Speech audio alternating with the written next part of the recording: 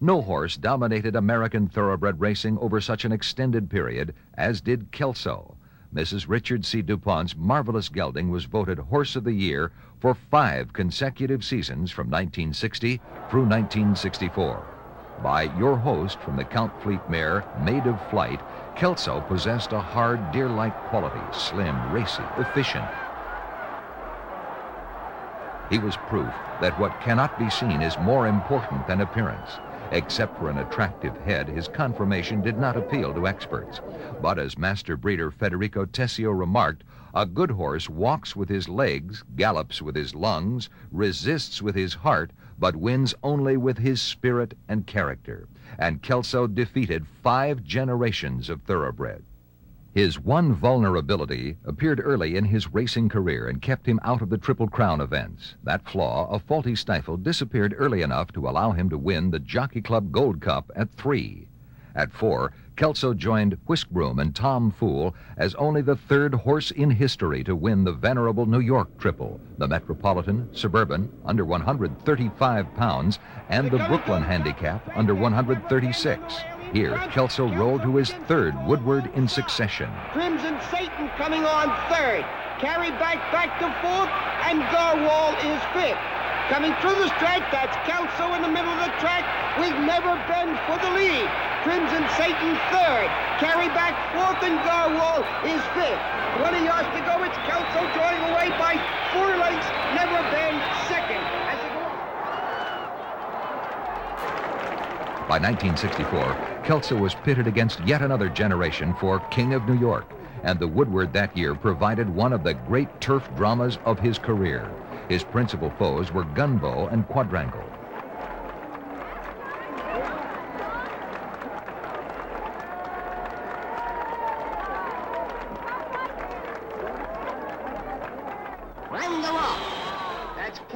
Gunbow, a natural speed horse, was sent straight away from the gate into the lead by his jockey, Walter Blum.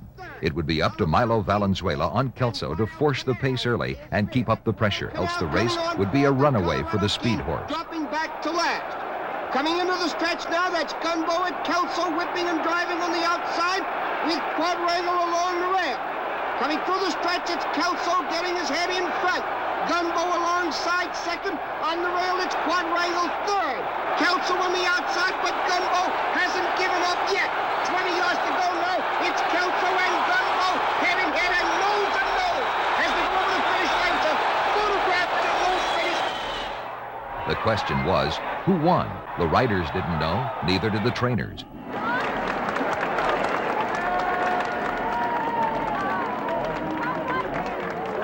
Minutes passed while the placing judges inspected the magnified image of 2 nodding heads separated by an infinitesimal margin. Gunbow had defeated the game old veteran this time, but Kelso merely picked himself up and came charging on. First, he won the Jockey Club Gold Cup for the 5th consecutive time while Gunbow sat on the sidelines. Then, in Maryland, he faced his young rival in the Laurel International. Kelso had run 2nd at Laurel on 3 previous occasions, leading some to doubt his grass ability in world-class competition. In the fading light of November 11th, 1964, Kelso met his newest rival for the final time, with Horse of the Year honors on the line.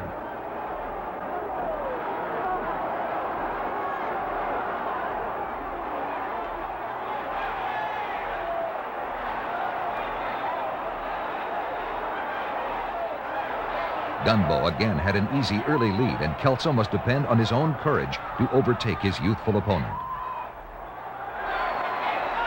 For a moment, it seemed a rerun of their torrid Woodward duel, but appropriately, the gold of the Maryland afternoon was matched by a flawless performance as Kelso set a new American record for the 1.5 mile distance, running the final 1/4 of a mile faster than the first 1/4 had been clocked. He was trained all his career by Carl Hanford, and when Kelso was retired, he led the money won list with more than $1,900,000. But more importantly, he had won the love and affection of millions of people.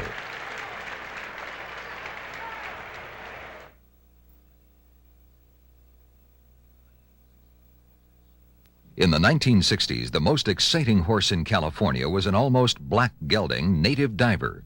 His temperament suggested spontaneous combustion. He tolerated a rider, a groom, but just barely. On work days, he owned the racetrack, and even his morning workouts were flashy, never leisurely gallops, but flat-out, ears pinned, devil-may-care dashes. He was the consummate speed horse. The public loved this son of Imbros, and he was aware of and responded to their attention. In 1967, at Santa Anita, he went postward under high weight in the 7-furlong San Carlos Handicap, premier speed event of the winter season. It was a typical native diver performance. There they go. Embassy is going to the front. Sledge is second. Dr. Coy is third. Pretense is fourth. Quite a Dude is fifth. Native Diver, time tested, and Hoist Bar. It's Native Diver in front. The length on 1/2. Hoist Bar is second ahead. The time tested is third at neck. On the extreme outside, Pretense is fourth ahead. Sledge is fifth by 1 length. Embassy is sixth on the rail. It's Fleet Host around the turn. Native Diver in front by 2 lengths. On the inside, Hoist Bar is second 1/2 length. Pretense is third 1 length. Time tested is fourth by a head. On the inside, Taipan is fifth by 2.5 lengths. Sledge and Embassy turning for home. It's a Native Diver in front, 2.5 lengths. Hoist Bar is second by 1 length. Taipan is third by a 1/2 length. Pretense is fourth and time tested. It's Native Diver in front by 3 lengths. Hoist Bar is second. Pretense is third. Is Native Diver in front. They come down the line to finish. It's Native Diver repeating the great victory 2 in a row of Autocrat winning it by 4 lengths. Hoist Bar is second 2 lengths, and Pretense third. His real home, his course, was Hollywood Park, and a monument honors him there. Under the expert handling of trainer Michael Millerick, Native Diver won 3 consecutive runnings of the Hollywood Gold Cup, carrying his speed over the 1.25-mile route the only way he knew, wire to wire.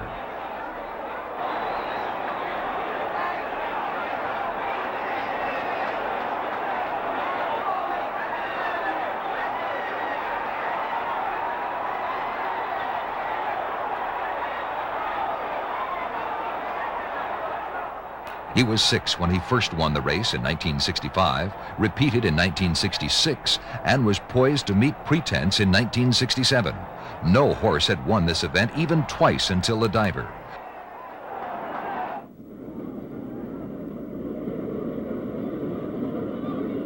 Pretense was high-weighted and favored, but an incident at the start changed the complexion and tactics of the race.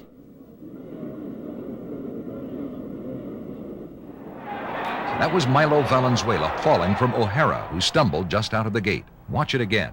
There they go. O'Hara lost the rider. Native Diver is going to the front. Pretense is second.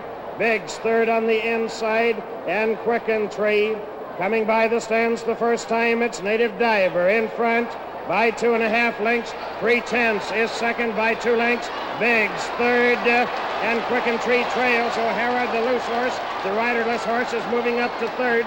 Going around the first turn, it's Native Diver out in front by 5 lengths. Pretense is second by 2.5 lengths. Biggs third by 8 lengths, and Quicken Tree trails. The first quarter was run in 23 seconds flat. Turning into the backstretch, it's Native Diver out in front of Pretense by 8 lengths. Biggs is third, and Quicken Tree into the backstretch. It's Native Diver in front by 8 lengths. Pretense is second by 5 lengths. Biggs third by 5 lengths, and Quicken Tree trails. Nearing the half-mile pole, it's still the black horse, Native Diver, out in front by 4 lengths. Pretense is second by 8 lengths. Biggs third, and Quicken Tree into the far turn. It's Native Diver in front by 2.5 lengths. Pretense is second on the inside of the riderless horse by 6 lengths. Biggs is third, and Quicken Tree still trails. Turning for home, it's Native Diver in front by 2 lengths. Pretense is second by 8 lengths. Biggs is third, and Quicken Tree. The loose horse is on the outside of Pretense. Turning into the stretch, it's Native Diver in front on the inside by 3/4 of a length. Pretense is second by 4 lengths. Biggs third, and Quick and Tree trails. Native Diver in front. Pretense second. Biggs and Quick and Tree. Native Diver in front. Pretense and Biggs. Native Diver drawing out again. Native Diver, Pretense, and Biggs. And Native Diver is the winner by 4 lengths. Pretense second. Biggs was third. Native Diver was the first California bred to earn over $1 million in purses and won stakes races at ages 2, 3, 4, 5, 6, 7, and 8. He was flashy, exciting, contrary, and strong-willed, and loved by millions who admired pure speed. Buckpasser, a bay horse by Tom Fool from the mare Bosenda, was the best horse ever bred by Jockey Club chairman Ogden Phipps. Ridden by Braulio Baeza and trained by Bill Winfrey at 2, he turned out for the 1965 Sapling Stakes at Monmouth Park. Buckpasser drew the rail post position and was virtually left at the start.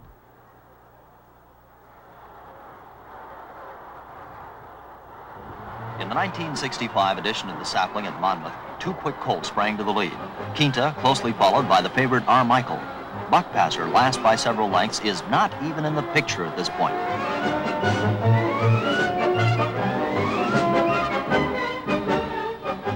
But suddenly, in a flash of black and cherry silks, Buckpasser not only sweeps into the picture, he abruptly moves up to third. He is not yet a menace to the 2 leaders, and it seems possible that the quick move may have taken a lot out of him.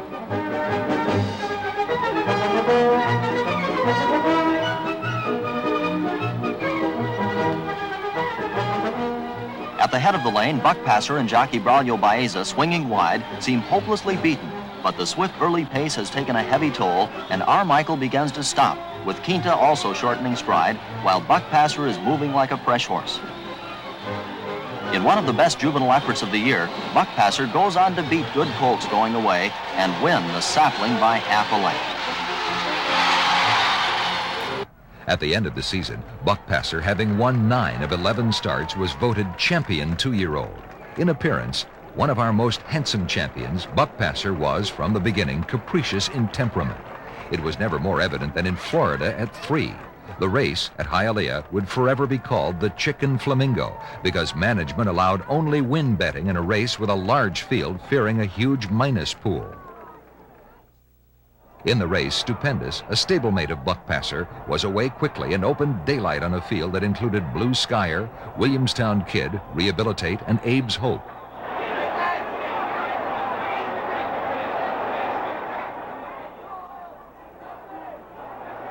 Buckpasser, under Bill Shoemaker, was always close to the pace, and at the turn for home fell into the lead as all the speed horses stopped.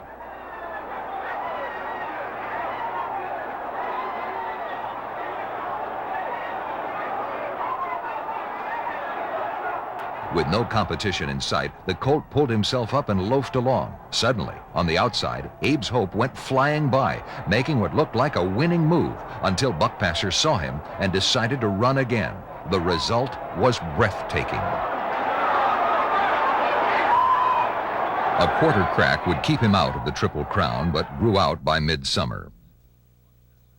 As might be supposed, Buckpasser was difficult to train. When Winfrey retired, Ed Neloy took over, and his assistant, John Kempo, later to be famous as a trainer himself, took part of the Phipps stable west. At 4, Buckpasser had to be persuaded or tricked into working in the mornings, but he was very competitive.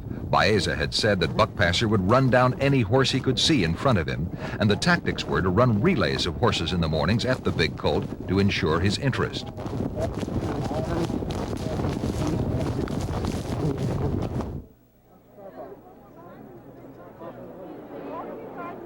Ogden Phipps, Ed Neloy, and Braulio Baeza hoped he was ready to begin his 4-year-old campaign at Santa Anita. The race chosen was the 7-furlong Malibu Stakes, first of a series which would lead to the Rich Strub Stakes and Santa Anita Handicap. There they go. King's favorite. Time to the front. Imperial Silk is second. Grin is third. Fleet Shoe is fourth. Yonder is fifth. Tinsley and Hill Clown. At the quarter, King's Favor on the rail in front by a head. Fleet Host on the outside is second, 2.5 lengths. Hill Clown is third. A half length Tinsley is fourth, a length and 1/2. Drin is fifth, 3/4 of a length. Fleet Shoe, Buckpasser moving on the rail. At the half-mile post is King's Favor. In front by 3/4 of a length. Fleet Host is second by 2 lengths. Hill Clown is third by a length and 1/2. On the outside, Drin is fourth by a head. Buckpasser is fifth. At turning for home, it's King's Favor in front by 1 length. On the outside, Fleet Host is second, a length and 1/2. Buckpasser is third by a head. On the outside, Drin into the stretch. Here comes Drin. On the outside is King's Favor. Drin on the outside and Buckpasser on the rail. Here comes Buckpasser on the rail. It's Buckpasser and Drin. Buckpasser, Drin, and King's Favor. It's Buckpasser and Drin. They come down the line of finish. Buckpasser winning it by 1 length. Drin is second, 3/4 of a length. King's Favor will stay. Unfortunately, Buckpasser made only one other start in the West before hoof injury retired him to stud. His Jockey Club Gold Cup at 3 remains the classic example of his quality. He had already defeated older horses in the Brooklyn Handicap and Woodward Stakes, and this race would guarantee Horse of the Year honors. The Jockey Club Gold Cup was contested at 2 miles and started on the backstretch at Aqueduct this year since Belmont Park was being reconstructed. A strong, squally wind had blown up during the afternoon, and dust at times obscured the field.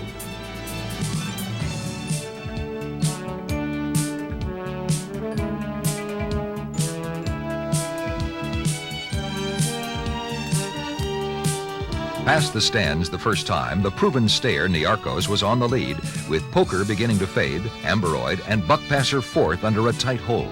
He would remain under restraint until the last 8th mile of the journey. On the backstretch, Buckpasser has moved into second behind Niarchos and is merely breezing along while the older horse is under some pressure.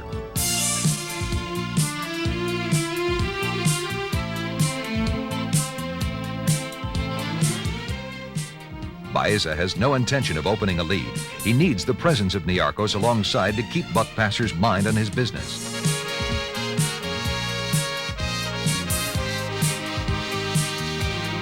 Niarchos would later win the important San Juan Capistrano at 1 3/4 miles on 2 occasions, so is a horse of some quality. But Buckpasser is pulling Baeza past while the jockey checks for possible competition from behind. Finally, Baeza allows his colt to run and his stride lengthens perceptibly. The impressive romp is over. Buckpasser won 13 of his 14 starts at 3, displaying intense speed by setting a new world's record for the mile in Chicago, and was unanimous choice as Horse of the Year in 1966.